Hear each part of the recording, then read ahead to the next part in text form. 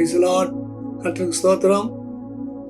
ஆண்டவராகிய தேவன் தாமே உங்களை இந்த காலவெளியிலே ஆசிரித்து வழிநடத்துவாராக. நீங்கள் ஆசிரமாக இருப்பீர்களாக. இந்த காலவெளியிலே வந்திருக்கிற உங்களை கர்த்தர் நேசிக்கிற அப்படின்னாலே உங்களுக்கான ஒரு தேவ வார்த்தையை தேவன் கொடுத்திருக்கிறார். நான் வாசிக்கிறேன். 3 யோவான் 2ஆம் அதிகாரம். யாவரும் அறிந்திருக்கிறதானே ஒரு அற்புதமான ஒரு வார்த்தை. அது எனக்கு மிகவும் பிடித்தமான ஒரு வார்த்தையும் கூட. ஏனென்றால் இங்கே பாருங்க, மூப்பனாகிய யோவான் என்கிறதானே தேவ மனுஷன் சொல்லுகிறார். அதாவது இயேசு கிறிஸ்துடைய அப்போஸ்தலர்களிலே மிக முக்கியமான ஒரு அப்போஸ்தலன் அவர். காயு என்கிறதானே ஒரு மனுஷனை பார்த்து சொல்லுகிற வார்த்தை தான் கேட்கும். 2ஆம் வசனத்தில் வாசிக்கிறோம்.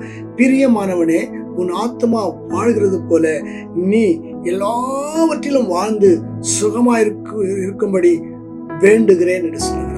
தேவ பிள்ளையை நல்லா சிந்தித்து பாருங்க. ஒரு பெரிய ஊழியக்காரர் ஒரு காயு என்கிறதானே ஒரு விசுவாசியை பார்த்து அல்லது ஊழியக்காரனை பார்த்து சொல்லுகிறார். என்ன சொல்லுகிறார்?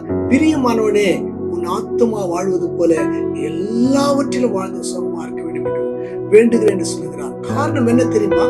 இந்த காயு தேவனுடைய பரிசுத்த சமூகத்துல என்றைக்கு கர்த்தரை ஏற்றுக்கொண்டாரோ அந்த நாள் முதற்கொண்டு இந்த சாட்சி தம்முடைய ஊழியக்காரமாய் பெறுகிற வரைக்கும் மாத்திரமல்ல, வாழ்நாள் முழுவதும் செய்த காரியம் என்ன?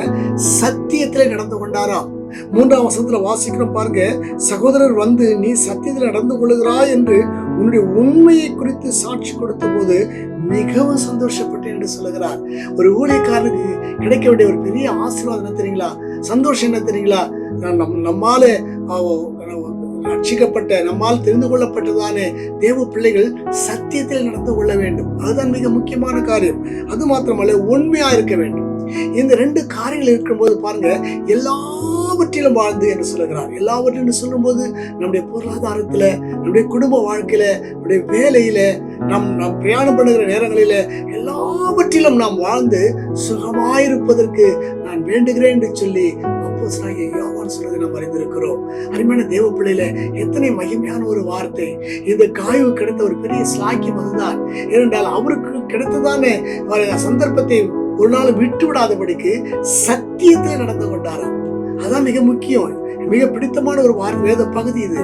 அதாவது சத்தியத்தை நடந்து கொண்டார் என்று சொல்லி மாத்திரமல்ல, அதாவது மற்ற சகோதரர்கள் விசுவாசிகள் வந்து உண்மையை குறித்து சாட்சி கொடுத்தார்களாம். எவ்வளவு அற்புதமான ஒரு காரியம் பார்த்தீங்களா?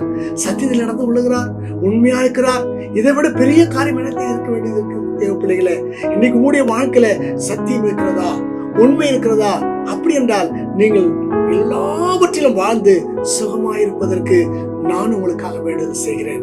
என் ஆண்டவராகிய தேவன் அந்த வார்த்தையின்படியே சகலவற்றையும் கொடுத்து உங்களை ஆசீர்வதித்து நடத்த வல்லவராகிறார். உடைய கருத்தில் அர்ப்பணிப்போமா?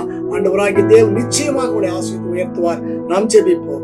பரிசுத்தமுள்ள பரலோக பிதாவே, இந்த மகிமையான வேலைக்காக நன்றி செலுத்துகிறோம். ஆண்டவரே, ஐயா, ஆண்டவர் காயுவை அப்போஸ்தலனாகிய யோவான் வாழ்த்தினது போல இந்த கால வேளையில இந்த தேவ வார்த்தையை கேட்கிறதான தேவ பிள்ளைகள் ஒவ்வொருவருக்கும் ஆண்டவரே இந்த வார்த்தையை நான் கர்த்தாவை சொந்தமாக்குகிறேன். ஆண்டவரே, பிரியமானவர்களே, ஆண்டவருடைய ஆத்மா வாழ்வது போல எல்லாவற்றிலும் வாழ்ந்து சுகமாயிருக்க உங்களுக்காக வேண்டுகிறேன் என்று சொல்லி அவர் சொல்ற நானும் என் பிள்ளைகளுக்காக நான் ஜெபிக்கிற கர்த்தாவே, இந்த சத்தியத்தை கேட்டுக்கொண்டிருக்கிற எல்லா தேவ பிள்ளைகளுக்காக நான் வேண்டுகிறேன்.